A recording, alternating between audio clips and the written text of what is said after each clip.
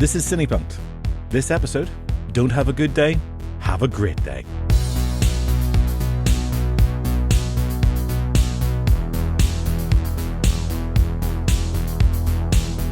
Hi, I'm your host, Robert J. E. Simpson.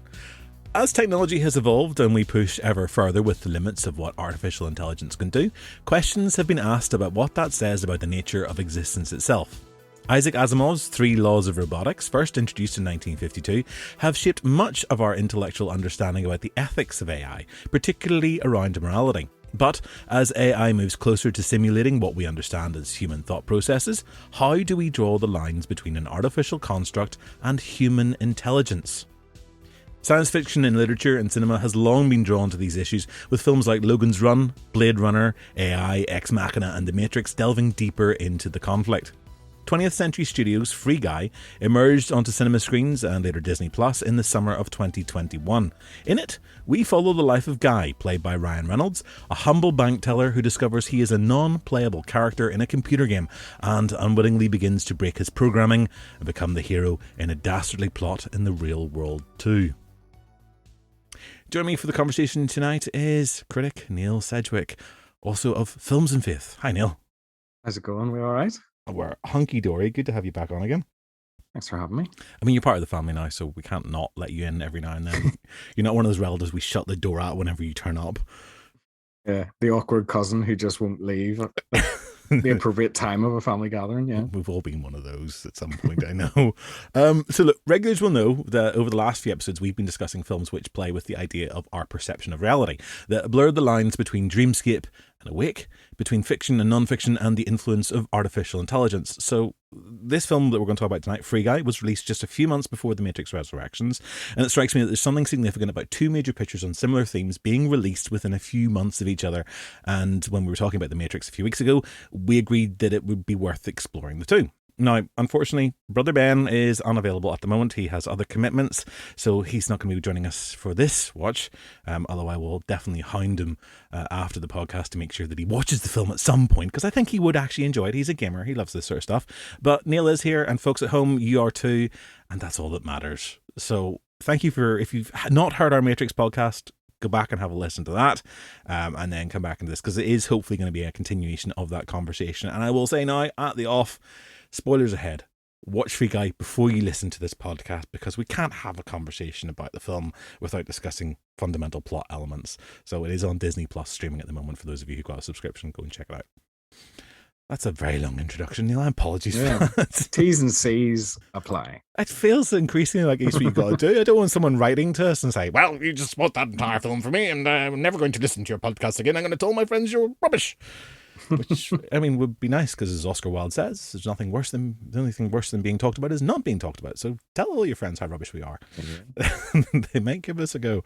So yeah, we did talk about The Matrix, and I mentioned this as being a film that I thought was had an uncanny similarity in terms of its subject matter.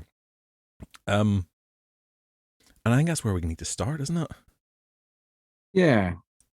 It's interesting to me that this game that Ryan Reynolds' world is built around, Free City kind of strikes me when you go back to Matrix Resurrections, and Keanu Reeves is building is playing the part of the game developer, Mr. Anderson in that film, that the game he is building, Binary, feels like something very similar to what this game may be, in terms of just walking around the world and tasks and things like that. Now, I'm not a massive gamer. FIFA is probably my limit, but I have watched the likes of my nephews and things play Fortnite and just run around manically and shoot, build, grab the thing, hit somebody with a unicorn on a stick, run away, hide, shoot. Like, and it feels like that Free City world has Fortnite tie-ins, but also slightly more adult than that, and a bit more of a violent world. We see very early on Ryan Reynolds as the bank teller, as you said, and this thing of, the bank gets robbed 17 times a day. to the you know, there's a every time somebody comes into the bank, different bank robber, the security guard, his friend Buddy. Yeah. Um, the clue to his role is in the name.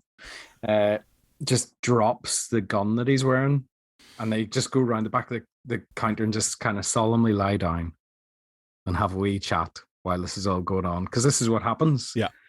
17 times a day. Seem happy? Oh, come on, don't worry about that guy. You're gonna find someone. That's okay, bud. I feel like I've been looking for it forever, you know? Maybe it's not meant to be. Everybody down on the ground!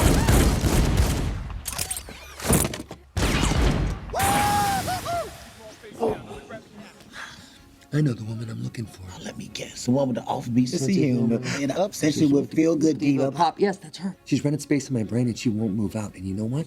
I don't want her to. Well, guess what? She won't move either in or out. You know why? Because she doesn't exist. She's just a fantasy. It's a fantasy. Being rotten. I'm being real. Nobody try to be a hero. This will all be over soon. But the thing about the Matrix and the connection to this, I suppose, and like you said in the intro there as well, there's a bit of a long running thing within cinema of the kind of cinema has this love of what I've scribbled down in my notes as I watched this afternoon, the love of awakening consciousness. Mm-hmm. And it comes through in so many forms, like you said, like even one thing that wasn't even on the list, you know, when you're talking about what does it mean to be human? What does it mean to be alive? The whole, and we'll not do it because she's not here and she would kill us both, but Blade Runner. And, you know, Absolutely. Yeah. things like that and Ex Machina technology, how it's all evolving. Like, I mean, it goes right back to the to the earliest days of cinema. I mean, the granddaddy of them all, the grandmother of them all is Maria in Metropolis. mm-hmm. It feels to me that's a real important. I mean, apart from it being a really important cinematic moment, Yeah. In terms of a discussion about science fiction, in terms of that evolution of sort of Frankenstein-like creations, in terms of blending artificial intelligence and robotics with humanity, her character, which sort of bridges those two worlds, is really, really important. I mean, we actually mentioned it in the last pod we did about the Cabinet of Dr. Caligari. I mean, Maria's position as sort of her ability to control and manipulate other people would suggest that this is a creature that goes beyond just serving an artificial intelligence function. This is a creature that is programmed to manipulate, but also exercises free will. Yeah. And that, I think, has always frightened people because we don't know. I mean, it's this whole fear of the God complex that you see across so much of sci-fi, that when you start tinkering, whenever you start taking the ability to control and create, that there's a point at which your creation will possibly run away from you. I mean, like we see it with animals, you know, we can domesticate a pet, but a pet is never going to be completely within our control.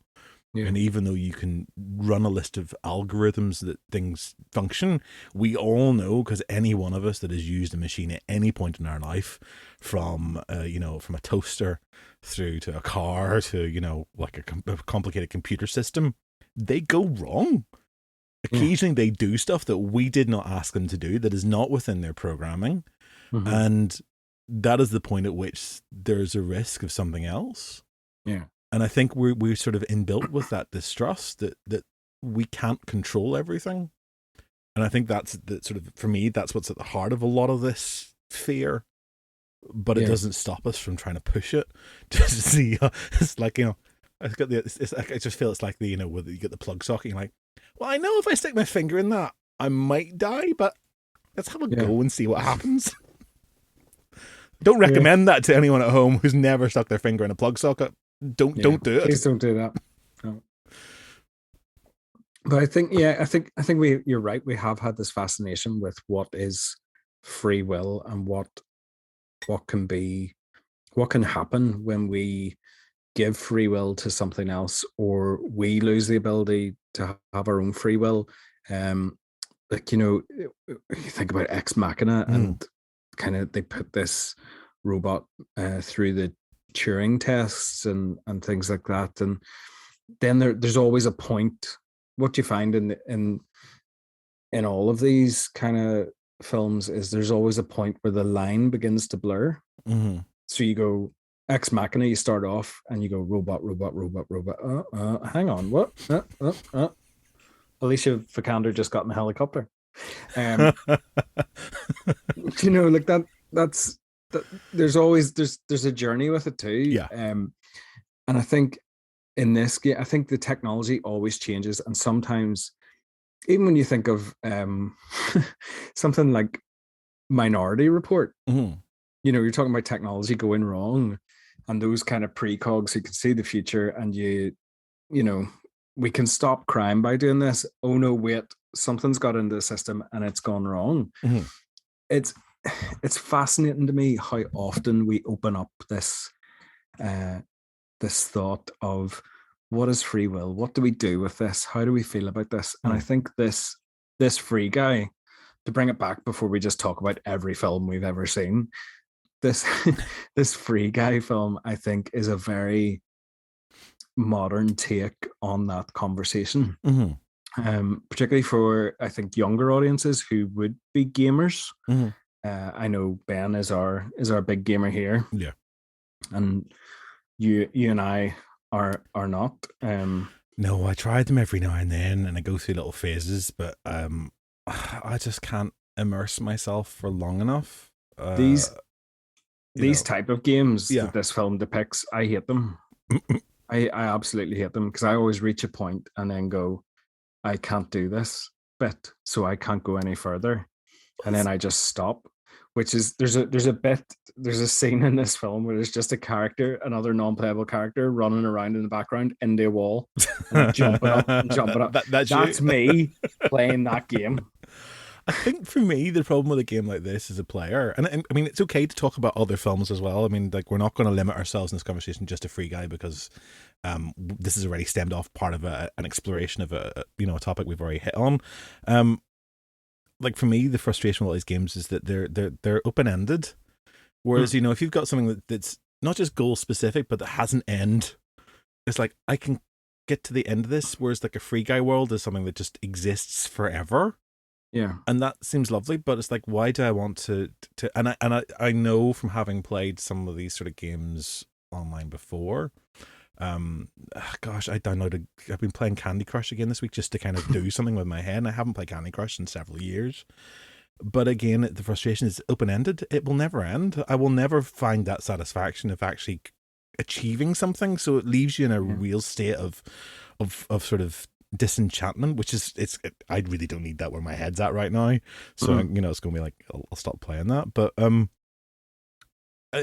mean, one of the things you said there that I find interesting is this idea that we kind of watch this journey, and there's a point at which this is the point at which the line changes from robot to human, essentially. And I think what makes this film different from a lot of them is that we go in and unless you've seen the trailer already and you know what it's about, which lets us tells us basically, you go in there and he's living in his world already. We assume that he's real, and right from the start he's having conversations and making decisions that strike me as being different from that. He's still going through the routine of doing the stuff, but he shows an awareness. He's asking questions about, like, why we do this, like, why, maybe something. And I think, I know the suggestion is that it's the encounter that he has with another person within that scape that changes everything, and that's why his brain is thinking differently. Which probably says something about ourselves and how we encounter other people and what it does for our kind of growth and development. But I don't know, I just feel that there is something else there from the word go, but then maybe that's the whole point, isn't it? There is. And it may be just a curiosity thing, or it may just be that it's, in some ways, I think this film does a lot of good things in that regard, but it also makes some missteps. And I think that is one of them, that you just come in. But the tricky thing about it is there has to be some way to introduce that world and make it appear semi-normal before the truth of what it actually is revealed, and the truth of what it is being a game is revealed fairly quickly. Like they don't hang about, but there is a moment when that starts, and you go, "What kind of city?" Like it could be a comic book city, it could be, you know, like you think. I always think that it's a much brighter city than this, but the Tim Burton Gotham, where it just seems like the streets are just constantly filled with chaos. Yeah. In that particular Gotham City, it kind of struck me a bit like that, but a very bright and airy daytime version. Gotham by day. It was there's all this kind of rocket launchers. Everybody looks weird, but he refers to the sunglasses people as being heroes. Yeah. So you're in superhero movie world then right from the off.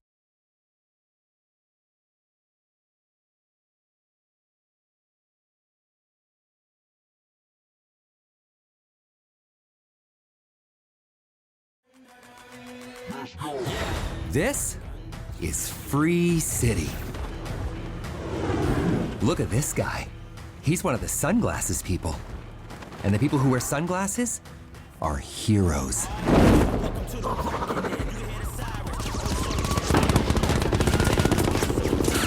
They have a devil-may-care attitude, and they run this town. They get to do all the cool stuff. You're so hot. I know. Get to do all the driving fast, getting the girl. We see a very funny. That's not even his car. As he's talking about this, we see Channing Or his Tatum wife.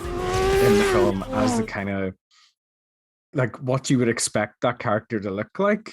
You know, rugged hero, action man, has the girl in the car, does the handbrake turn, bang, bang, bang, bang, bang, bang, bang, stuff explodes, he smiles, they spin and drive off. You know, like it does very quickly reveal what it is. But I think you're right about those early conversations where he is walking with Buddy, you know, the generic names even of Buddy and Guy. They are disposable within that world. But they're also not. Well, I mean, like, okay, they are unimportant, I suppose, is what that, you know, in terms of they're not, they serve a function within the narrative, but they're not even people that you interact with. They're just people there to be shot and beaten up, and you know, they're generic in some ways. But it's like, why even have a cafe? I mean, for me, it's like, why have a cafe that they actually go into and order coffee from? Because that surely serves no function in the game ever. Yeah, that's what I mean. So if you are programming a game, to my mind, and again, this is why we need Ben here. Your non-playable characters have a function, but they don't have a life outside of that where so it shows you him getting up every morning and all he has is blue shirts in his wardrobe with the same color of slacks, you know, bank uniform. That's all he wears in this game. He says good morning to his fish. He gets up and he has the same cup of coffee every day. And it made me think of the Lego movie. Yeah. From a few years ago, where that Chris Pratt character gets up every day is the same. Everything's brilliant. Everything's cheery. I have the same drink and the same thing and we have a medium coffee, cream, 2 sugars, and we, you know, that's what I do. And you know, the first point where things start to, as he kind of goes, things are weird. Why am I having these thoughts? He goes into that cafe and asks for a cappuccino, and the whole cafe looks at him, and it starts to turn. Like, I watched it a wee bit, and it started to almost take a turn towards medium coffee, cream, 2 sugars. Medium coffee, cream, 2 sugars. Actually, I think I'd like to try a cappuccino today. Ooh, cappuccino. I enjoy saying that. It's like a waterfall made of letters. Excuse me? I'd like to try a cappuccino. Please. But you get a medium coffee, cream, 2 sugars. That's what you get. That's what everyone gets. Every day, always. Well, hey, somebody's about to get shot.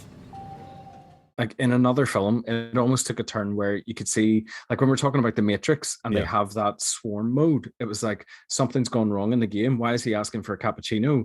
It's a Western. At that point, it becomes a Western. He goes in, he's going into the bar, and it's the stranger in the bar who's orders something. He's like, stranger, we don't serve that kind of drink right here.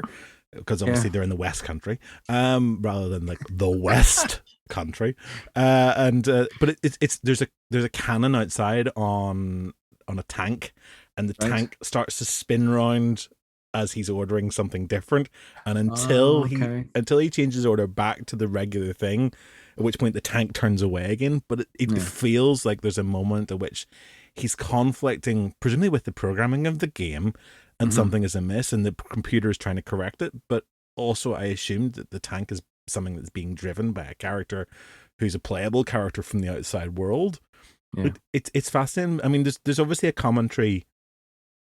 Part of it's obviously a study on computer games, but I think there's also an element about discussing ourselves as people, because that is the habit that a lot of folk in their blue shirts get into. You get up every day, you go to your job. I mean, it's a job, it's fine. You maybe have some interactions with people that you like. You end up ordering the same drink every day. And I've done it myself, where, you get into a habit, you go to the same places, same times, same thing. And then there's the day you go in and you decide, I'm going to have something different today. And you can feel your body kind of going, but we don't do this. This is not what we order.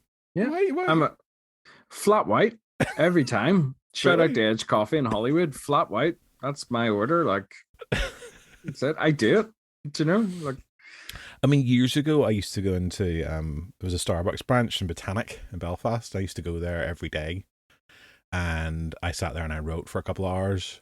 And one of the waitresses there got to know me by name. It's a bit like the film knew me by name and knew what I was going to order every single day. It got to that point. You're such a hipster that your name was known as Starbucks before they were putting it on cups. Very good. Yes.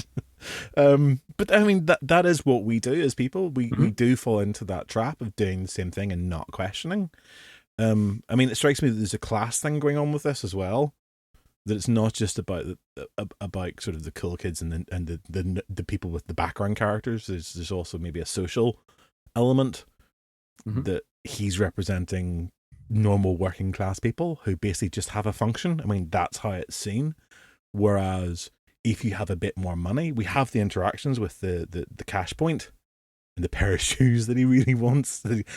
Damn, I always never have quite enough money, which I mean, you're still thinking about that Optimus Prime you didn't buy, or the Unicron. That's what it was, the massive Unicron, where you kind of go, I just don't have quite $1,000 to spend this week. Oh, darn it. But within that, you're aware that he's a slave to a machine. And there's the point where he gets money for the first time because he's done something in public. Yeah. And everything changes. So I think there's a social class commentary going on as well. Yeah, quite possibly. I also just one of the things about that coffee conversation, he then leaves and the barista turns and looks at the machine and just goes, cappuccino. Like, so it has obviously never been her function to provide anything more than a medium coffee, cream, 2 sugars. On the billboard behind her, it's all the same thing, I think, at first. Yeah. At that point, it changes later to like a full drinks menu. Because they actually refer to it, because what the people designing the game or the people involved in the game say later on is that his awakening consciousness is having a knock-on effect to the other non-playable characters in the game. And they do make reference to that barista and say, I mean, there's a barista in the game just playing who made a cappuccino of their own free will. It's like, there's a bit of me goes, that's great, because it calls back to that, but also, do we need a barista? I don't, like you say, like, what function does that serve other than to later show the knock-on effect of his? Well, I guess it's Awakening. I mean, if you, this is where my limitations of not playing these kind of games, I guess, falls into place. Although I have played games where you have to go into shops and have certain transactions in order to progress stuff. We're used to the idea of like you go into a shop and you stock up on arms or upgrade your equipment or your clothing in a game. So I guess in a sense, like maybe the coffee provides energy, which allows your character to do stuff. It's just, and they don't give you a choice because it doesn't make a difference, but it's just like it's there as a simply for a function. Yeah. But if this is a world in which people sort of play a regular life, that's the only thing that would make sense in order for them to have houses, to have bedrooms, to have goldfish that they keep, that you can decorate. Yeah, to have a city. To have a place around it. So you have to have a cafe. And obviously we also have a cafe that's hugely important in Matrix. Matrix Resurrections has that cafe, and that cafe Simulate just is a place where everything seems to turn and revolve around too. Yeah. It's a place of meeting. It's a place of conversation, and it's a place of recognition. I mean, when I think about it, that's the place where Neo and Trinity meet again. Yeah, and even there's a point in that where she walks in and says, "Do you know what? I'm going to go wild today." She's talking to whoever the barista is and goes, "Do you know what? I'm going to go wild today. I'm going to have a cortado." I think it's a cortado. She asked for whatever a cortado is. And the barista kind of looks and goes, "Oh, okay." And you're like, yeah, which again speaks to possibly the programming going on within that loop of the Matrix, but also our own human, me walking into my favorite coffee place going, flat white, please. Flat white to go. But that's it. But she only changes her order after she meets Neo again. She does, yeah, that's right. So, or at least that's the only reference that's made to it. So there's a point at which we kind of see again that blurring of real world and fantasy world stimulating a change in someone. Yeah. Because again, if Guy is stimulated by this encounter that he has in the street with Molotov, Judy Comer's character, if that's what stimulates his change and free will, and the Mariah Carey song, which I hope she's very happy with the royalties. Apparently so. They did ask her, and she was like, "Yep, you can use it for the whole damn film." From that, flip me. That's like that song gets stuck in my head by the end of the film. I don't know about you, but yeah, that's it. That interaction and that humming of that song is the trigger point for him becoming more and more aware.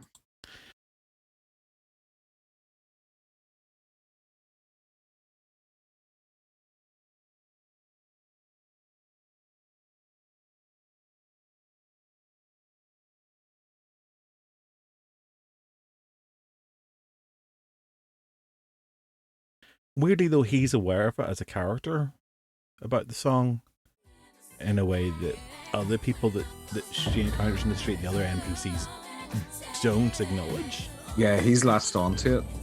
He has latched onto it somehow. So love that song. Again, this is something that isn't very well explained, and I That's new. I do quite like this film, but there are little issues like this. It's like, well, how do you know? How have you caught that trigger from that? Because if it exists as like music being played in a car as it goes flying past or whatever, how do you as a non-playable character end up with an earworm? Although I suppose there is the sense. Are we overthinking this? No, I don't think so. I think these are questions that are worth asking. I mean, goodness knows what it's like for people tuning into this. But Walter McKee, Joe Keery's character, is the one. So Keyes is the guy who kind of creates Guy. And whenever he creates Guy, he bases it on Millie. So the girl that he's hopelessly in love with, which is who is also Jodie Comer. Yeah. So this is why she's the one that she likes particular kinds of ice cream, bubblegum ice cream that nobody else likes. There's parks and stuff. There's lots of stuff of her memories, and one assumes that within this very complex programming to fully flesh his character out as being something that's slightly different, that is maybe in the programming somewhere, buried underneath. But it still doesn't explain how your character then goes from being an artificial construct into something that actually is a viable life form in its own right. So those characters are in this film because they had designed a game prior to this game, which was bought by the design studio and then never released. And it transpires in the film that what happened is that studio took their code and the intelligence of what they'd done and like hid it in Free City.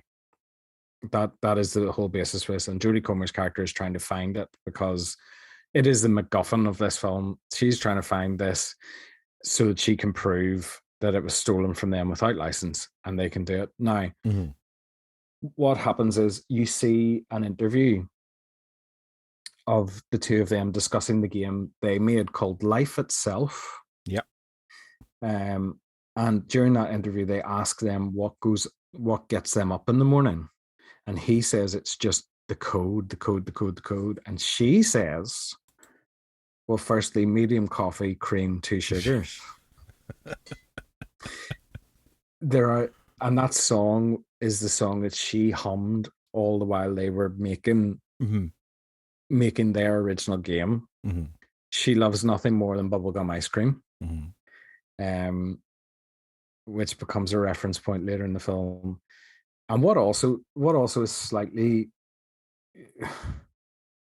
confusing, she in her computer version of Molotov Girl goes with Guy to get an ice cream.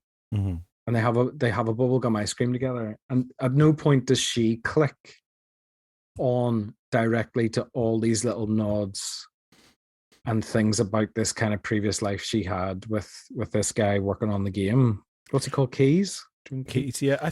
I mean, I think it's because up until for the bulk of this, she assumes that he is a real person.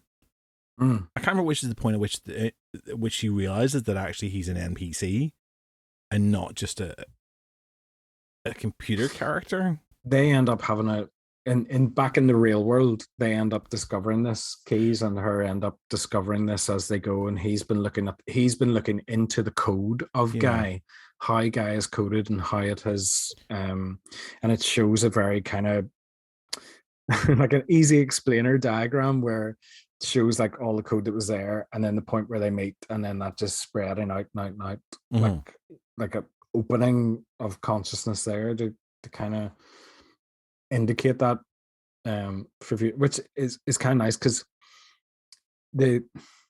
sometimes when you're chopping and changing between reality and the game, it's quite easy to get lost.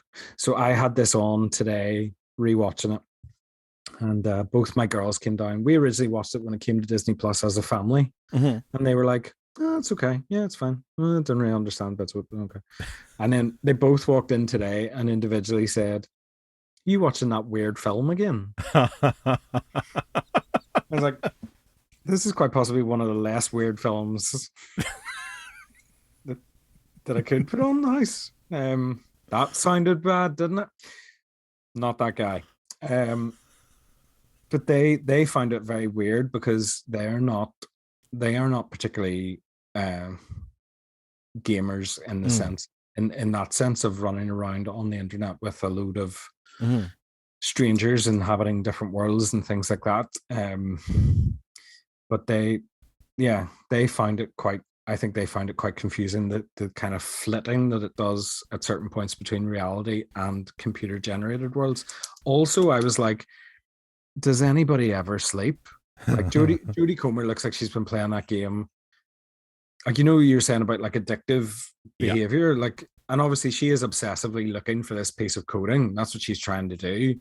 But she looks like she has just been plugged into that game for days. Like, they close a coffee shop around her at one point because she's so engrossed in what she's doing in the game.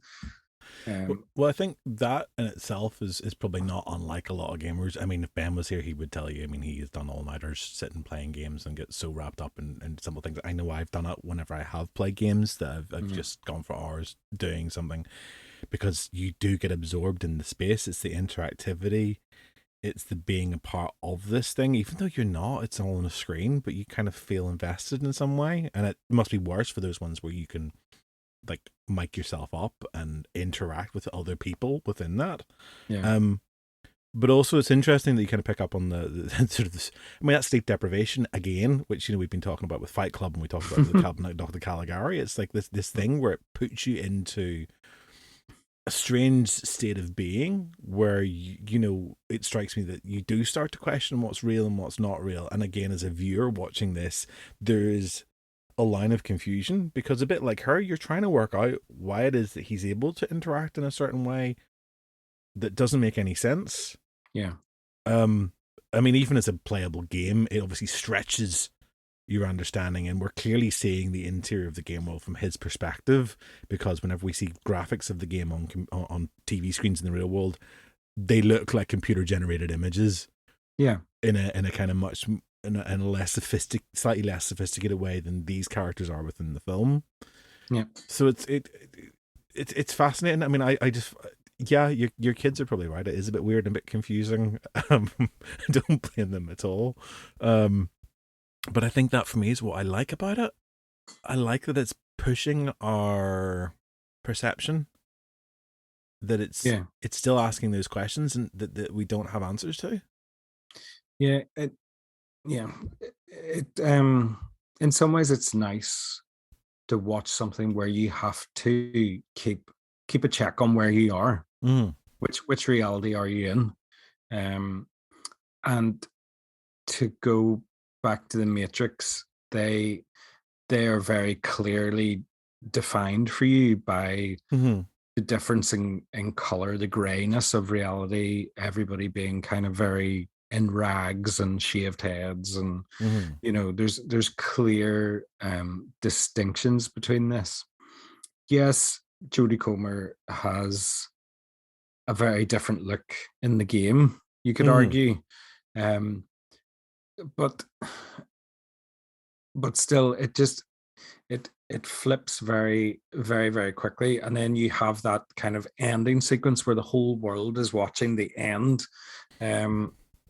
where it's being streamed live to the whole world, and again, it's the blurring of the lines. It's robot, human, computer game. Is it just a soap opera we're watching? Is it the reality? You know, it does do that thing where you have to just keep a wee check on it, I suppose. Keep a wee check on where you're at. It's a little bit, I think there are films that out there that do it kind of not even better. Better's the wrong word, but just it's a lot tidier narratively in those little things. And then I know that people got really annoyed. I saw some stuff online about people getting really annoyed about, you know, this is a Disney thing. It is a Disney product, and there are nods to other significantly massive franchises. Star Wars, for example. Star Wars. The whole MCU is in there. Dawn Avengers, which has a really nice cutaway to Chris Pratt, isn't it? No, not Chris Pratt, the other one. What do you call him? Captain America. Oh gosh, don't ask me about this. I have completely forgotten that man's name. It's gone out of my head. And everybody listening is screaming it at me. Chris Evans. Chris Evans, of course. Chris Evans. Sorry. Just a complete mind wipe.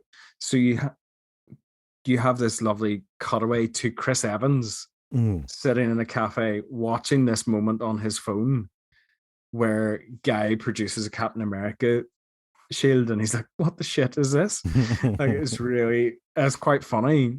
And again, it has a little bit of that meta thing within it as well, just in terms of the realities and the bending of, you know, so that in that scenario you have an actor who plays a character who's watching a live stream of a game where his character that he plays in the movie gets referenced. Like, you know, there's a couple of those wee bits where it's quite nice. Quite nice wee nods and winks and stuff like that. I do feel there's there's tidier films out there. But then is tidy what we want? I mean, in a way, to be tidier, to be neater, to be very, very clear in terms of like, this is artificial, this is real, this is where this happens, this is what this happens.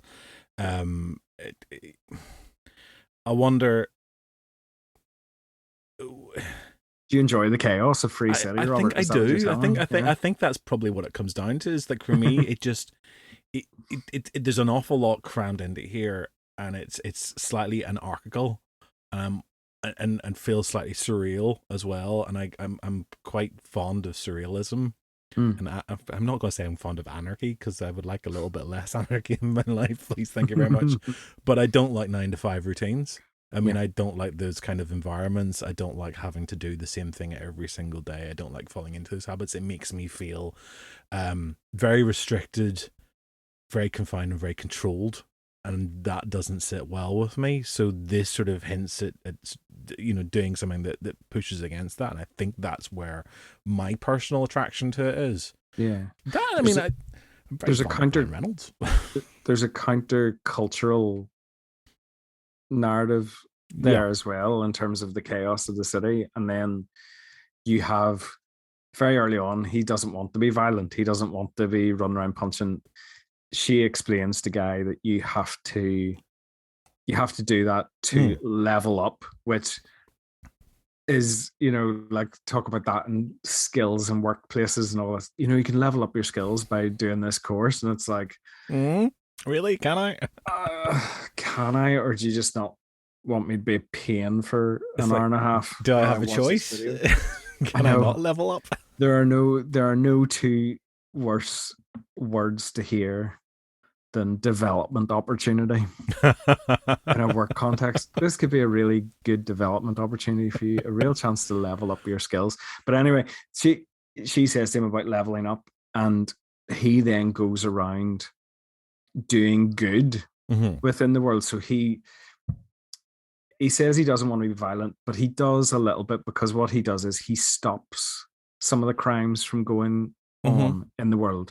He gets into scraps with people, as he continues to level up, he gets better and stronger and faster.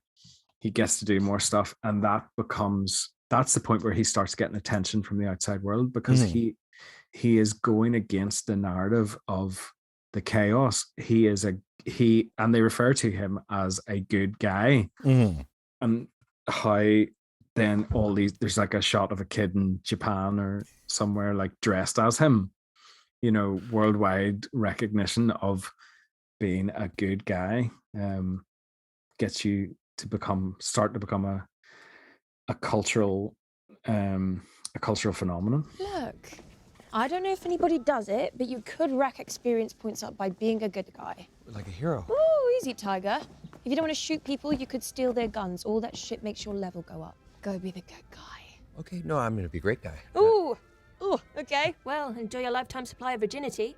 Off you go. Okay. Wait, how will I know that I've leveled up enough? Get over 100, and we'll talk. Whoa. Bye now. That's so much more than one. It's like 99. Bye now. But that in itself is a kind of anarchy, isn't it? To go against. I mean, if the game is designed in such a way that being the shit out of people, being a horrible person, blowing things up, gets you progress, that's what the majority are doing. Yeah. And then he's doing something that is very different. He's approaching it, as she says to him, like, nobody's ever done it like this before, but you could give it a go. So he does something that people are not doing. I love the sequence where he ends up saving a man who then gets shot immediately after by somebody else. Later. Just like, yeah. Well, that was kind of where I've got my Paradise credits here. I'm fine, But it's just like, yeah.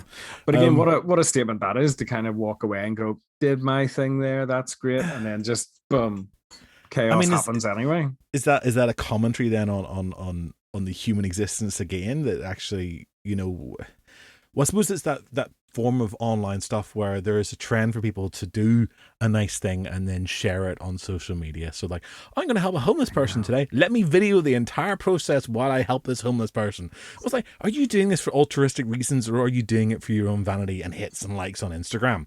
Yeah.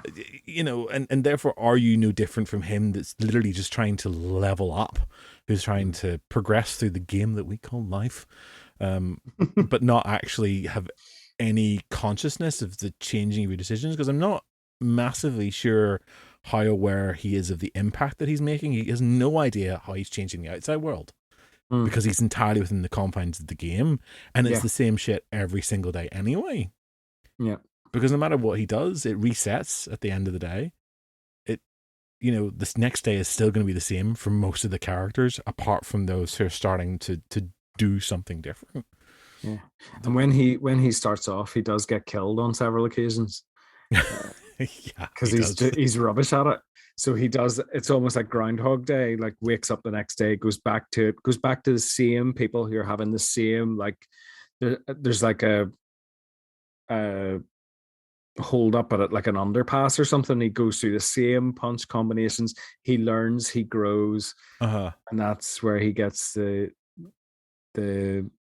points from for doing that, you know. It's very Buddhist, isn't it, to kind of go through life repeatedly doing the same things and trying to change every time. But it's very much like playing a computer game where you will try the same level 40 times before you manage to progress on to level 2. Yeah, because level 1's really hard. Yeah, for us non-gamer folks. For us, absolutely. So yeah, that countercultural thing is I think fascinating, you know, and what it's trying, what sort of message it's trying to convey. Yeah, and unfortunately, it doesn't really hang around that long enough. It kind of makes a reference to it, and then he starts to get the attention from it, but they don't live in that space long enough to kind of play that out. It is a nice look at that whole thing, but I would have liked more of that, if I'm honest. And maybe that's just my own kind of sensibilities. But I just felt that was done away with very quickly, which again is the nature of gaming, where you do the thing and you move on. I understand that, but it narratively a wee bit of kind of stretching that out a wee bit more would have been quite nice. I mean, ultimately he does do the good thing. He, you know, the MacGuffin is found, and all is well in his world and the other one. But he is that same good guy throughout, but they stop, you know, he then becomes all about getting this MacGuffin for her, because he is falling in love with this character, or this person, as he sees it in his world. So like the chaos is still going on. So it's not like to go back to the Gotham thing where it's like, well, now I stop all the crime. It's like I do it to a point to get what I need, and then I do the bigger job, which again is very much a gaming trope, I suppose. You build up your experience points to get you to a certain level so that you can beat the baddie at the end, or, you know, solve the puzzle, or whatever your thing is. I mean, there is a talk of a sequel to this as well, so goodness knows what way that's going to go. The one thing I guess we probably should touch on briefly, I guess, before we finish our conversation about Free Guy, is Ryan Reynolds, who's obviously a hugely important part of this film. As he said himself, it's the most involved he's been in the production process outside of Deadpool. And he's producing this. He helped with the writing of the script. You know, so he's very involved with Sean Levy and kind of creating this world, and he plays Ryan Reynolds as Ryan Reynolds does. Just before we went on to record this tonight, I was sending through some of the publicity trailers and teasers and stuff that they were doing with Ryan Reynolds' shtick Personally I love. I have to say, I know it's very cheesy. It is very self-aware and very cheeky. Also feels kind of meta. But I like his approach. I like that persona. And I mean, I don't know, maybe he's a complete shit in real life. I have no idea. I think he is very aware of who he is and where his strengths are. Mm. Because I think you're right. I think he does have a bit of a shtick that you can trace back to, he makes an appearance in one of the Blade movies many years ago. And he's there and he's wisecracking and he's sarcastic and he's a bit laddish. And then, we move on to Deadpool. I did skip over the Wolverine Deadpool appearance because that movie is an absolute train wreck of a thing. But you move to Deadpool, the wisecracks, the meta, the breaking of the fourth wall, all that stuff, to Red Notice on Netflix. And he's in there and he's with The Rock, Dwayne Johnson, give him Gal Gadot, and he is wisecracking and laddish and I can't quite work out, what is the thing? Do you want an actor with incredible range, or do you just want somebody who, like, there's a line somewhere, somebody, I think it's Buddy, says somewhere, I scribble it down, finding your lane and staying in it. He has done that. He has picked his projects well. People may not like them, but I think that he picks things that play to his strengths. And again, like somebody like Dwayne Johnson, for example, is another example of that, where it's wisecracking, physical action. There's a lot of that with him too. There are actors who, like, I don't think I want to watch Ryan Reynolds in, like, The Tragedy of Macbeth. Maybe I do now. I don't know. But I think this is the star persona being played out. He's of a status. He's in that kind of bankability of A-list actors, where you play to certain types because ultimately that is what gives you box office return. That is what guarantees you an income.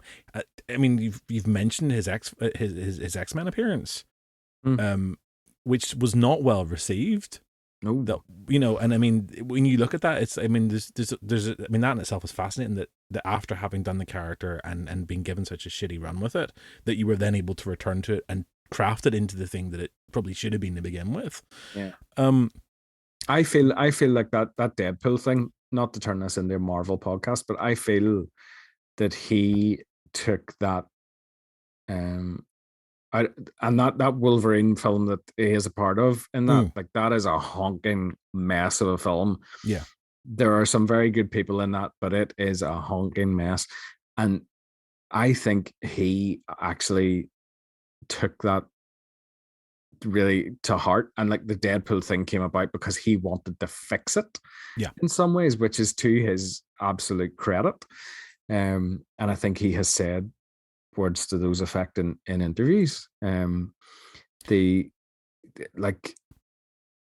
you have to give him credit for righting previous wrongs. And same with Green Lantern, which came out in 2011. He's been involved in some stuff that wasn't great, that had all the potential of ruining a career for him completely.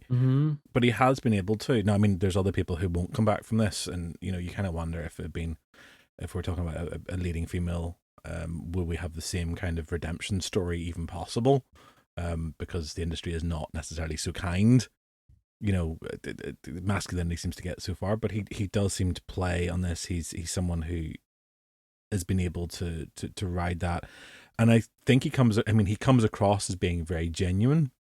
And obviously he's invested in lots of his own little businesses as well, from the Deviator Gin stuff that he does. There's a phone company thing he's part of, and there's the football team over in the UK now that he owns. It's been like there is stuff going on. I don't think it's all.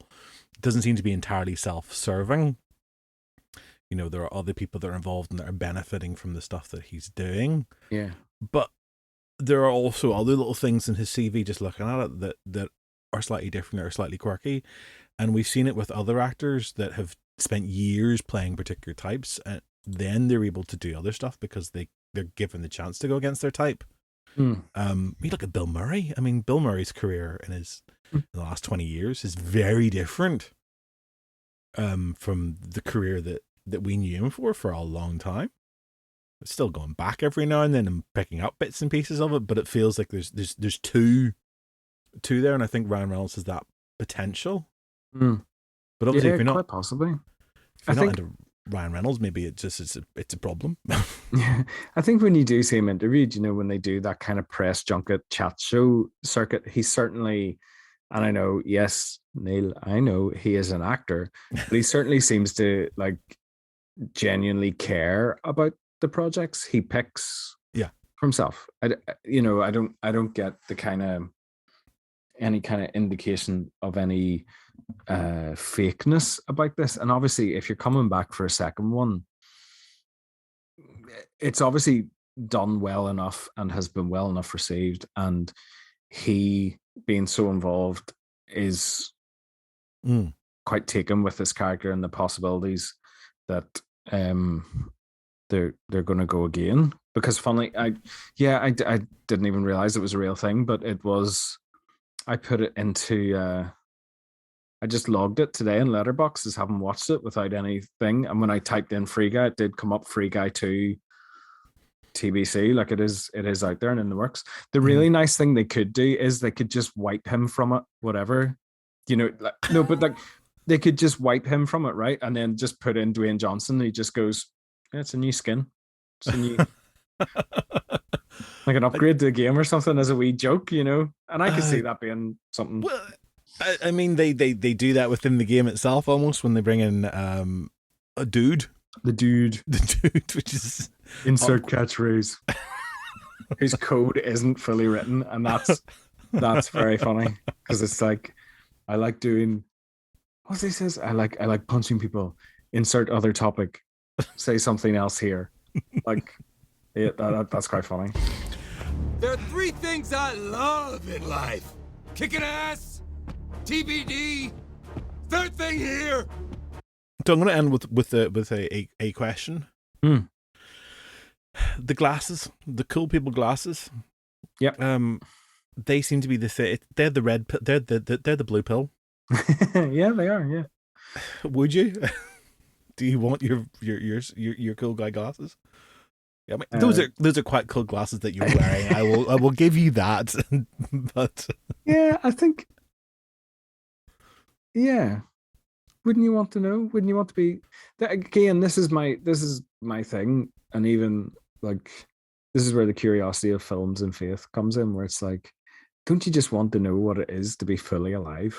Like, don't you just want to know what it means to like be able to, you know, do matrixy stuff up the walls, or like, you know, see all those passageways and pitfalls to avoid or to choose to go in, like choose your own adventure, like to, you know, so the game life itself, right? So just on this, because I think it's important to the sunglasses thing, they do say that the underlying code from life itself provides the ability to grow. And you're like, oh, okay, so the underlying code of life itself provides the ability to grow. For the characters or for the people playing? Well, in terms of Guy, that's what they refer to Guy as that. So the underlying code from life itself that he has traces to provides the ability to grow. I'm like, yeah, the underlying code of this thing is that there's always the opportunity to grow.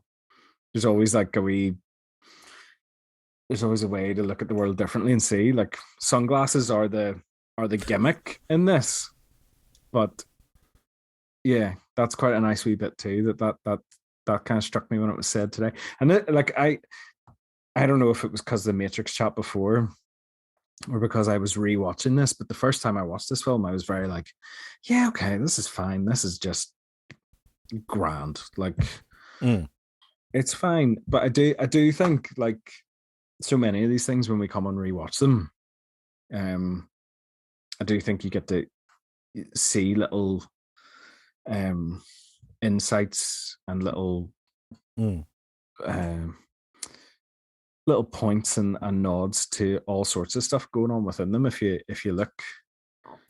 get a good look at it, you know. I love the idea that there's this film that everyone's dismissing as like just another Disney product that I'm suggesting actually has something deeper going on that will tell you something about the nature of life itself. Like, the underlying code from life itself provides the ability to grow. Thank you, Disney, you multi-billion corporation. Well, they're growing. I mean, they've done no harm in them. It's just yeah, Disney has no problems with growth. No, not at all. You know, but because and I don't know. Sometimes you're like, is that just something? Is that actually in the film, or is that what I'm taking from it because of my own? Well, that's the question that we address constantly on with our CinePunked stuff, and it's, you know, it doesn't, something my film professor at university, Sam Rody, said to me years and years ago.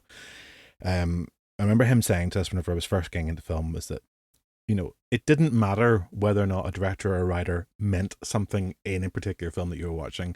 If you saw that there, if you connected with in that way, then that was perfectly fine.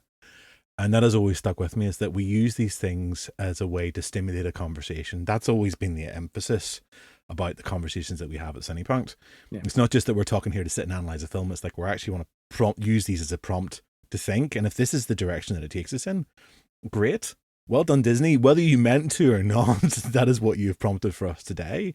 And then hopefully somebody might watch or listen to this and kind of go, that's interesting, and have a think and a thought themselves, and maybe disagree with this, in which case, you know, if you agree or disagree, you can get in contact with us via our social media or, you know, on the comments. Yeah.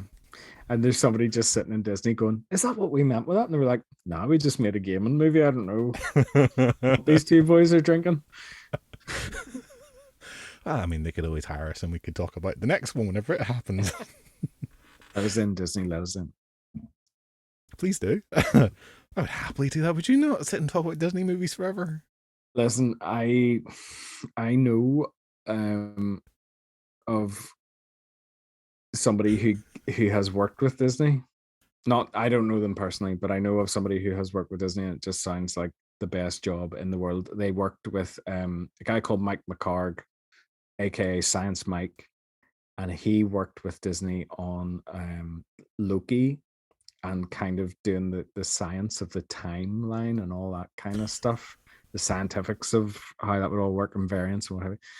And it sounds like the greatest job in the world. It really does. I know, multi-billion-dollar corporation looking, you know, but still, it does sound like a lot of fun.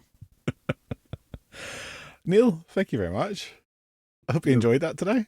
No problem. I did. Thank you very much. It was good to get a rewatch at it. And yeah, Free Guy, give it a whirl if you haven't already. And you probably should have watched it before we did this conversation. But now go and rewatch it and see if we're anywhere around the right lines on this one. Because it would be great to know that. It really would. Look, I mean, I really enjoyed this film myself. You said to me earlier, I saw your tweet earlier saying, I'm rewatching Free Guy, and I'm like, do I have time to rewatch it again before we do this tonight? It's not often that I will voluntarily rewatch a film in quick succession. I had to do it for the Matrix thing because we had a whole conversation about it that meant that we needed to go back. This is one that leaves me feeling in a particular way that I want to feel that again, and I still feel there's more to explore, and actually there's another level to this game that I haven't quite sussed. So it definitely is rewarding rewatching for me. Neil, where can people find you if they want to go and interact with you and just sort of stare at your cool guy glasses? If you want to stare at my cool guy glasses, my well, no, I don't really take pictures of myself, so probably not that much.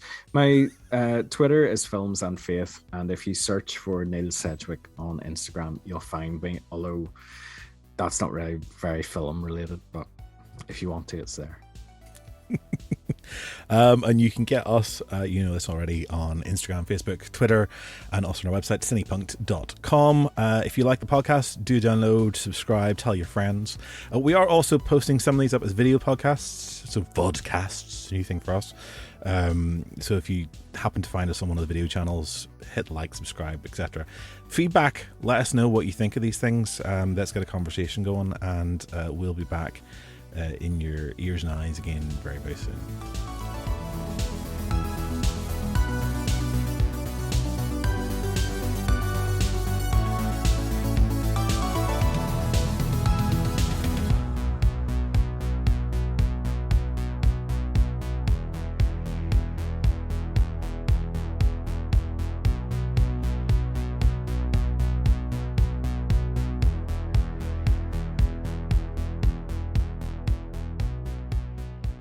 This summer, the ultimate team assembles.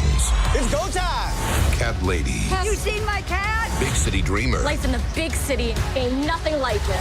Barista. Medium coffee, cream, 2 sugars. Bombshell. You're so hot. Everybody down on the ground!